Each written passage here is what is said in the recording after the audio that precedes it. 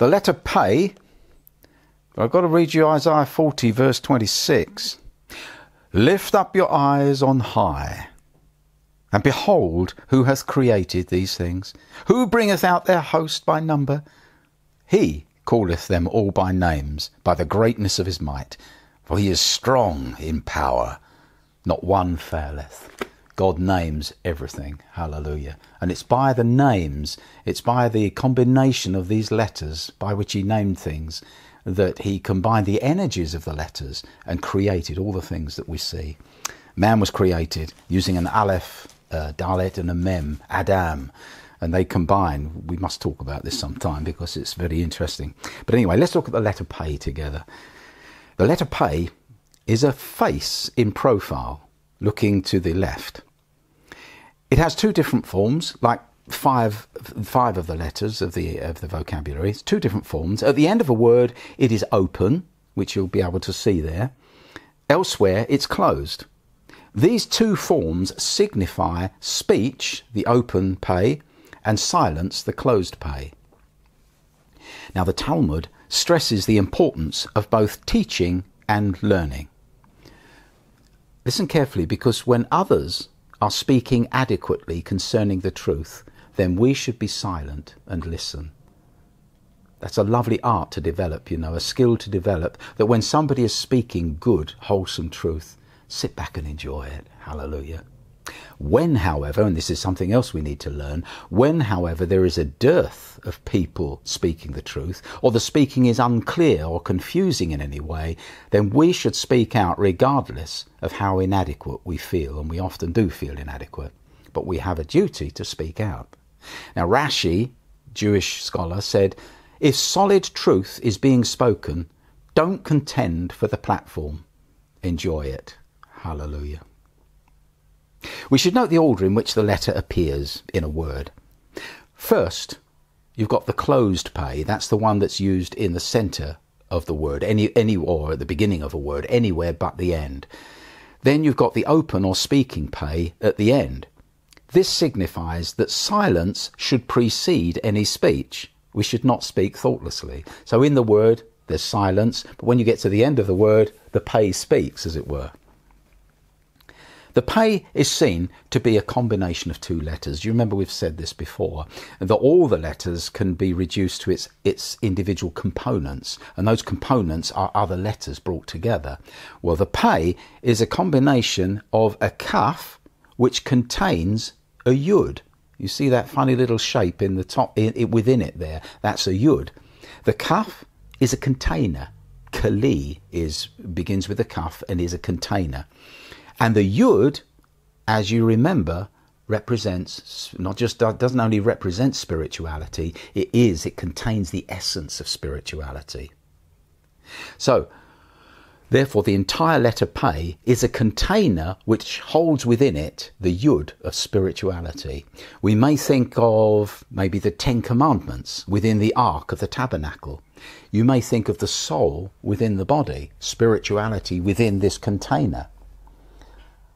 Whatever we think of, we must be thinking of something precious held within an outer container. The infinite God is able to confine himself within a finite space, such as the Holy of Holies, or the tiny frame of the infant Jesus, or, hallelujah, in any one of us. The infinite God within the finite, the container and the spirituality within. Now, the form of the PEI has been likened to a box with an opening. So now we've looked at it as a face. Now we're thinking of it as a box, a kali, a container. It's a box with an opening to expand or burst forth, similar to creation itself. We may think of even the old toy that children used to have, the jack-in-a-box, where you opened it and it burst forth.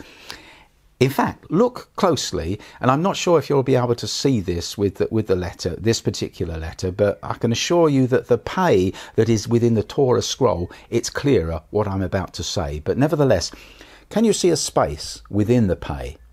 That space within it is the letter Beit. It's a B, the B sound within the PEI. And again, I'm not sure if it's too clear. I hope it is. And the Beit, as you will remember, is the symbol of creation. Remember the word Bereshit, in the beginning and the house of creation. Energy awaiting release. So you see, you've got this potential of creative energy within the creation, within this PEI, and God speaks and it bursts forth. You've got this bursting out. There's an energy within this PEI, you know, which is, well, there's an energy in all the letters, but it's almost like something which is like a spring. I see it as springing, ready to come forth. Do you remember I spoke about God creating the earth and the world, and he began creating at the Even Shetia, the foundation stone on Mount Zion, on the mount, the mount where the temple is, or was. And he spoke, and it was when he said enough. He had to say enough, because as he spoke, it began creating, and it carried on and on and on, rapidly ran away, and God had to say enough, which is the word shad. So El Shaddai, he's the God who said enough. Because, and I'm coming back to this letter now, there is an energy within creation that God put there, and it's raring to burst out, and God has to put a stop to it. And the scientists even now are wondering why on earth the entire creation doesn't explode. They can't work out what is the super glue that holds the universe together. You know, it's Jesus.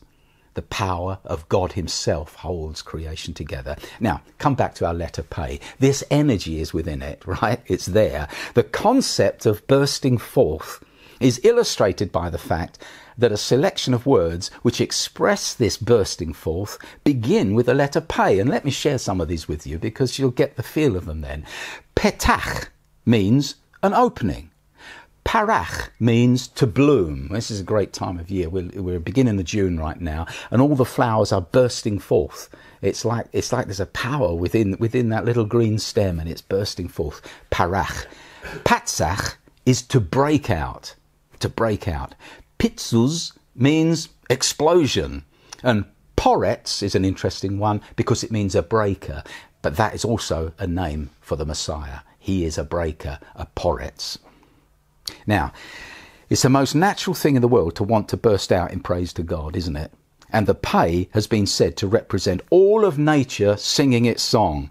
God himself speaks of, quote, when the morning stars sang together and all the sons of God shouted for joy. Job 38 verse 7. Even science now acknowledges that every single heavenly body, and in fact every single entity, vibrates at different frequencies. That includes you and I. Each entity has a different voice with which to praise the Creator, and which is undoubtedly recognized by him. This is the joyful song of the PEI. The PEI can be written with or without a tiny dot within a center, which is called a dagesh. With the dot, the letter is pronounced P. Without the dot, it is softened to F. So P or F. One of God's many names is Jehovah Rapha, the Lord who heals, Exodus 15:26. Here, the PEI in Rapha receives the soft pronunciation. But just a few chapters on from Exodus 15, Exodus 21, in fact, verse 19, the subject referred to is a human healer or physician. And here, the same word is pronounced raphe, not raphe, but raphe, the PEI having become hard. The sages asked the question, why is this? Why aren't they both the same words? And the answer came, whilst the healing of the human physician may be accompanied with pain and hardship, there's a hardness about it, the healing of God is never harsh, but gentle. Maybe, like me, you're thinking of Jesus. Hallelujah. You know, one of the many names for the Messiah Jesus, beginning with PEI, is Pele, wonderful.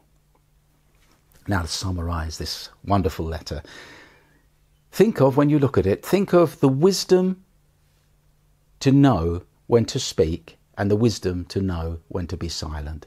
That's an art we must learn. Think of the hidden spirituality within yourself and within others, other believers. Think of the song of creation. Think of the gentle healing of God in your life and in mine. This is the song of the PEI.